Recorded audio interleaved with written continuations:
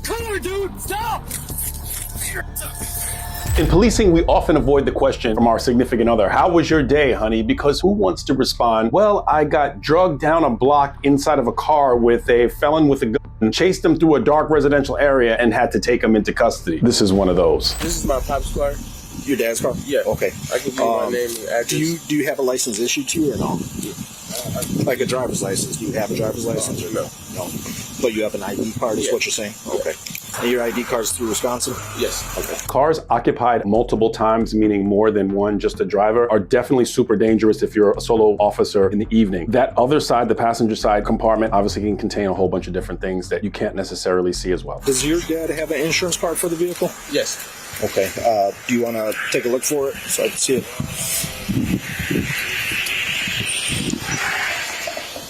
So that's going to be for your plates, like the registration plates. Generally, the insurance card is on like a piece of paper through like Progressive or State Farm, something like that.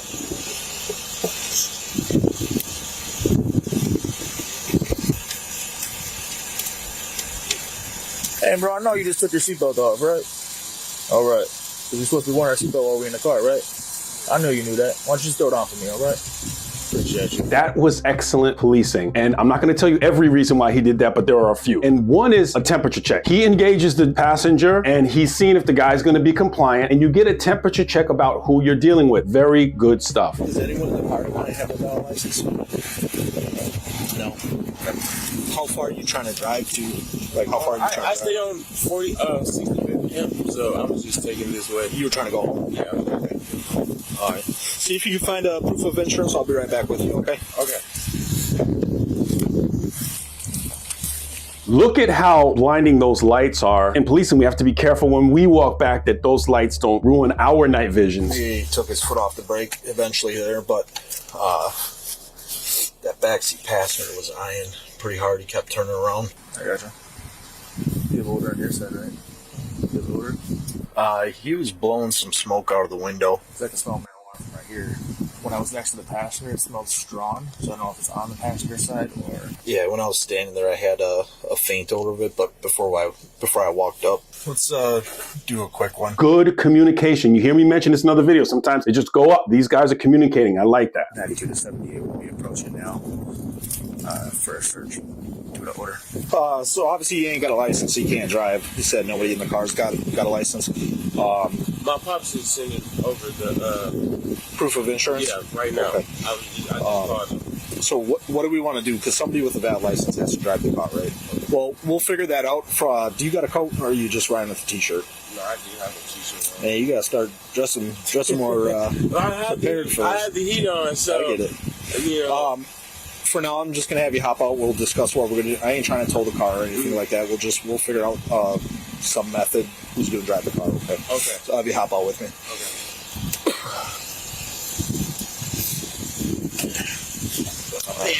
No worries. No weapons, knives, needles, nothing crazy on this day? All right, we'll just walk to the back here for me. Okay. All right, real quick, you mind if I search you, make sure we're all going to be safe? All right, appreciate you.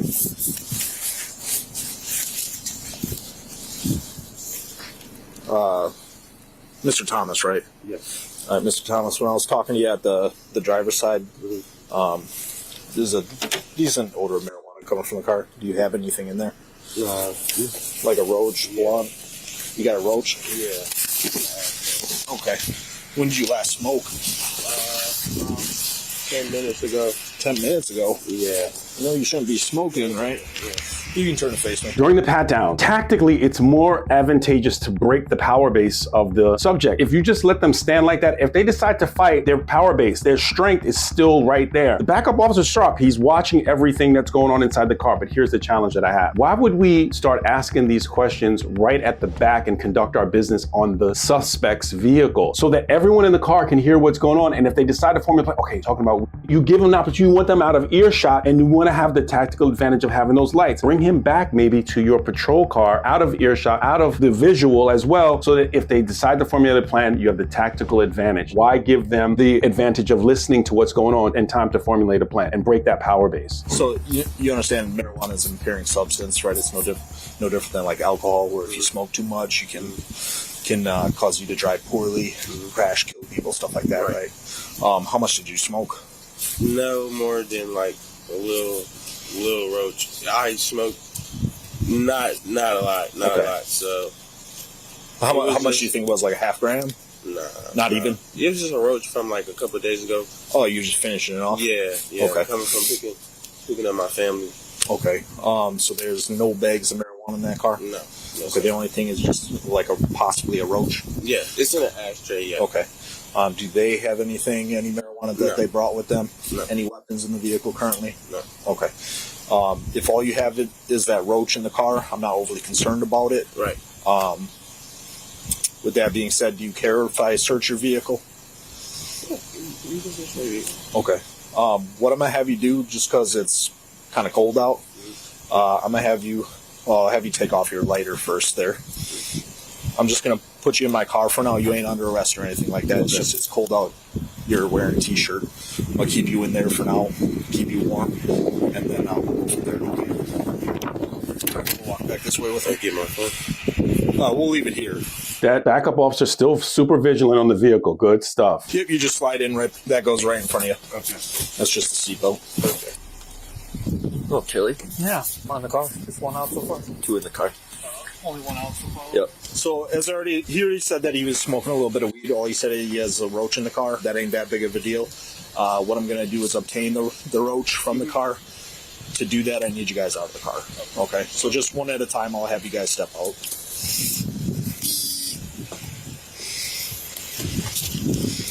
All right, you ain't got nothing crazy on you, right? No, I'm fine. Get out of the car! Out of the car! Get out of the car! 710, he's in the car! 778, he's inside the car! Please! Stop the car, dude! Stop the fucking car! Stop the fucking car! Stop the car!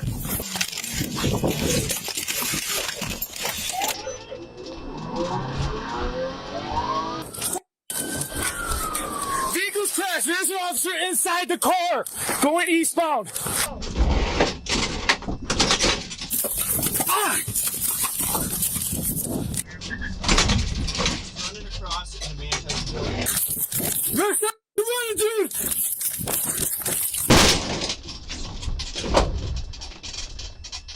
He's going down.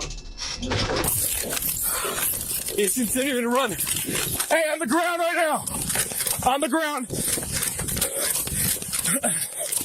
Lay on the ground flat for me. Bro, I appreciate you. What? Flat, yeah. How you gonna be the same, bro? I know you're not involved. I appreciate cooperation. Continuing northbound.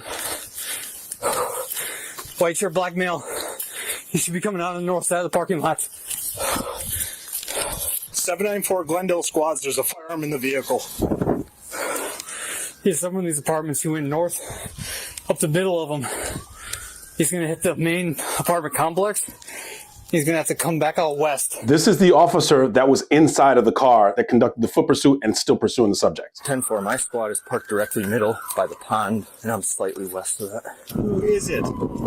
Dude, he just flooded with a f***ing officer in the car. You're gonna tell me who the f*** he is, or you're gonna have a problem. West side of the parking lot, running north. Going west through the big field. You gotta stop, dude! You're going, dude! Stop! You're gonna get tased! Sprawl out, arms out to the sides. I got him sprawled out on the ground. Arms out to the sides or you get tased. I will not tell you again. Get a squad into the subdivision north of here. We're taking him into custody now. Hands behind your back. Both of them.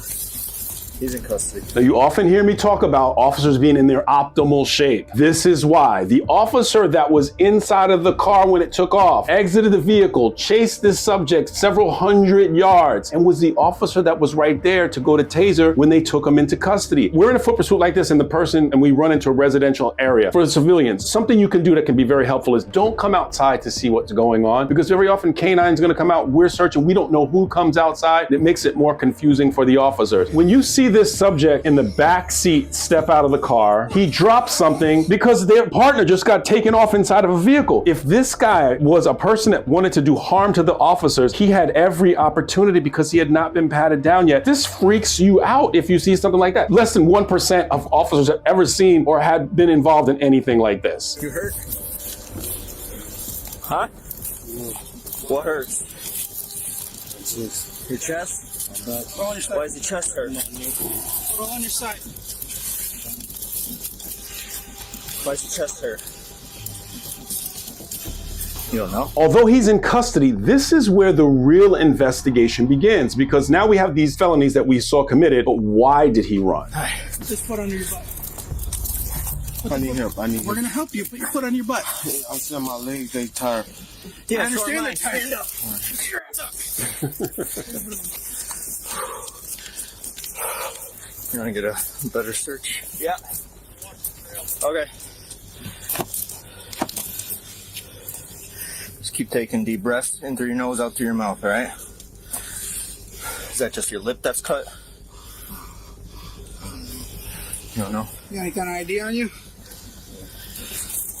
Take all his property, I'll put it in my pockets. Shout out to Wisconsin, this PD here, because their professionalism is top notch. I mean, a lot of times, if something like this happens and a cop is inside of a car and this, having to jump out and chase him and you get into this huge foot pursuit, cops are usually not that nice. And these guys were able to just turn off that super high adrenaline and go back down to just treating this guy like a normal human being, which is what police should do. I haven't always seen that, but shout out to them for the professionalism, because what this guy did is incredibly horrific, in my opinion.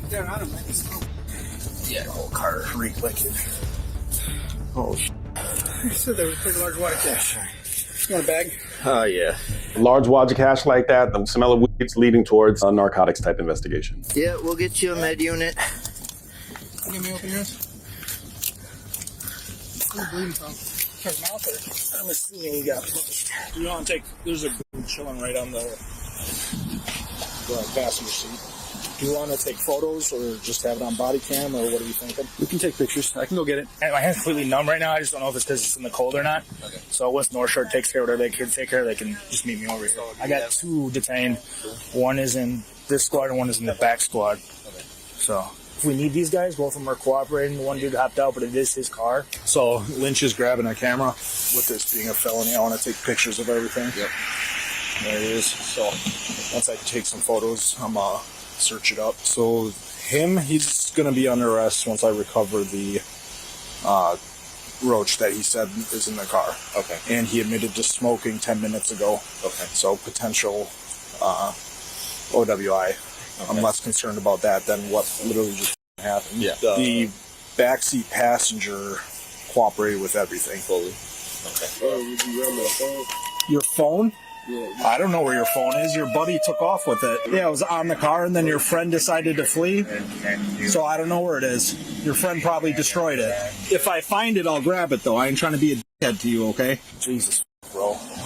Talk about adrenaline dump. As soon as the car started taking off, I started running after it, not knowing. Well, yeah, I'm like, why is Lemke running after this car, and why is it driving like that? So it's interesting that I was thinking the same thing, like, why are you running after a car? You're not catching up to it. But that's that whole fight or flight. You get locked into something. You see your partner driven down the street in a car. It's not something we ever even trained for. And so that's why he freaked out, I guess, when he just thought he could run after the car. You want to just take a picture? There's some marijuana stems right in plain view here. Oh, there? Yeah. Yes.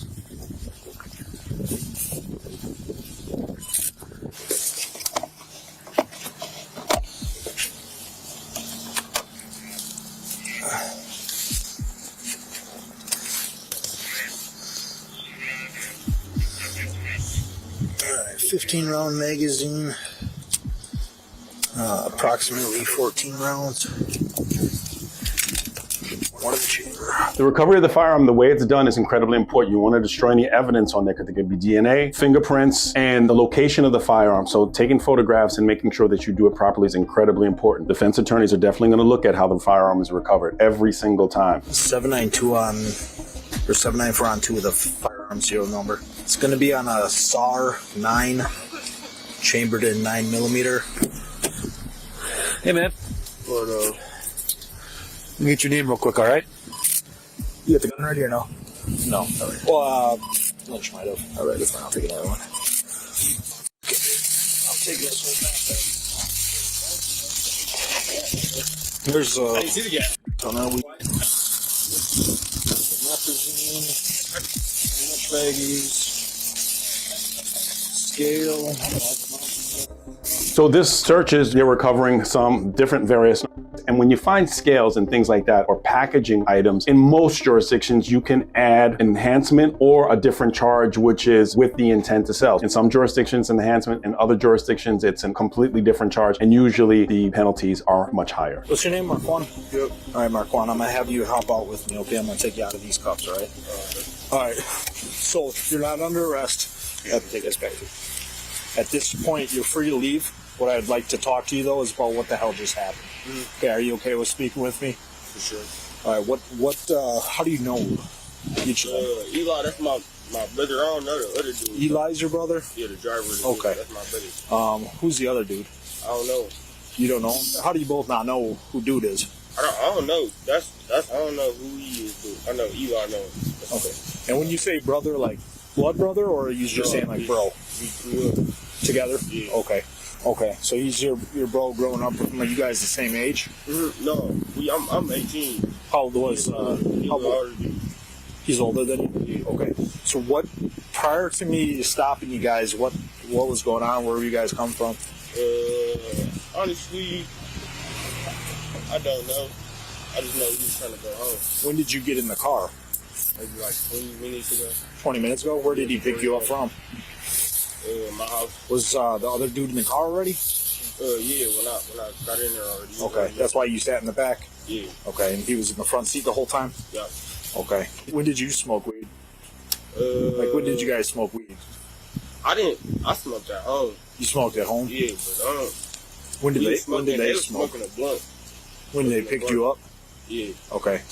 Was it like a full blunt, or was it a roach, or what was it? I say it's like half of a blunt, like this much. Okay. And that was about 20-ish minutes ago was when they picked you up? Okay. The backpack that's in the car, whose is that? What backpack? What backpack? It was a black backpack. I don't know. Not sure? Not sure. Okay. Do you know if Elijah had a black backpack? Not that I know of. Do you know what that other dude all had in the car? No. Did you know he had a gun? No. No? You know he had a bunch of... No? Okay. Do you know him to sell marijuana? No. Okay. Because it's obvious he's selling marijuana, right? But you don't even know who that is? No, I don't even know him. Have you ever met him before, ever? No. No. That was my first day seeing him today. Okay. All right, hop out with me. You have nothing on you that I missed? You said what? What do you have? Where at?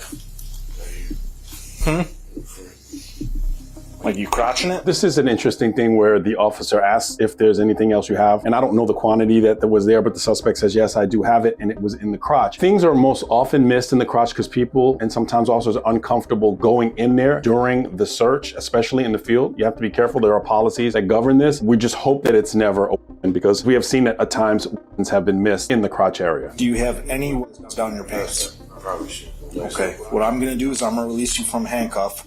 Okay. All right. You're going to retrieve that and immediately turn it over to me. Yes, sir. If you try anything, it's going to be a problem for you, okay? Yes, sir. Sir, he's got a bag of weed in his pants. I'm releasing his left handcuff. He's going to grab it, turn it over to me. Okay. You smoke weed when you were driving 10 minutes prior to us stopping you, right? You're not supposed to smoke weed, right, before you drive a car. Because it's an impairing substance, just like alcohol. What I would like to do, though, is there's a series of tests that I'm going to ask you to perform. All right, what I want you to do, follow the tip of my finger with your eyes only. Keep your head still. Okay, you understand that? Yes, sir. 1, 2, 3. Close your eyes. And left. So you see what the officer is conducting these sobriety tests to see if this person was impaired when they were driving. Marijuana sometimes won't give you some of the things that you would look for in a traditional alcohol-related DUI, but it's, I guess, very conscientious that the officer is making sure the guy wasn't impaired at the time that he was driving. Who is your front seat passenger? Pooter, I think. Pooter? Yeah. You don't know his real name? Nah. How long have you known him for? Like a couple months. How'd you meet him? I mean, we all grew up on the same side of town, on the east side. So I get that, but the statement you just gave right before that was you've known him for 3 to 4 months. No. Like, we grew up on the same block, right? Okay. According to you, Pooter's bag, there was a shitload of. All right, there was a gun on the front passenger seat. There's scales. There's baggies. All right. How often do you buy weed from him, or what's going on with that? No, I don't. So none of the in that bag was yours? No, just what I gave you. Okay. You're going to get a couple tickets. As I said, I ain't trying to charge you criminally with nothing. You were pretty cooperative. I was a little pissed off, and I'm sure you can imagine, so I apologize for yelling at you. One of my buddies, right, he's my buddy just like those dudes are your buddies, just got drug in a car of some idiot taking off on us, right? He would have gotten released, but he would have probably been booked and released. Okay, now he's going to jail, right? He's probably going to get locked up for a while, to be honest, because he's going down on some charges. For sure. So you hear this is a very interesting closure to part of this element because it's just the beginning of another segment of it. Because both of the passenger and the driver spoke to the police. So they're in the situation. If I talk to the police, they may be more lenient with me, but then I have to incur the wrath of the people in my neighborhood who may find out about this, or I keep my mouth shut and then I incur the full wrath of the police. That's why you have to be careful who you hang around. There were some safety things that I mentioned and some good things that the officers did as well. One thing that could have likely prevented this, and I see a lot of officers do this, when you get a person out of the car like that, they have them take the keys out. If it's stuck in the ignition, keys go on top of the hood of the car so that a person can't jump in or just take off that quickly. But who you hang around and who you get in the car with matters. If you like this kind of content, like the video, subscribe to the channel, and click on the video that's on your screen so you can see more content like this so you can understand some of the nuances and different things that go on in policing.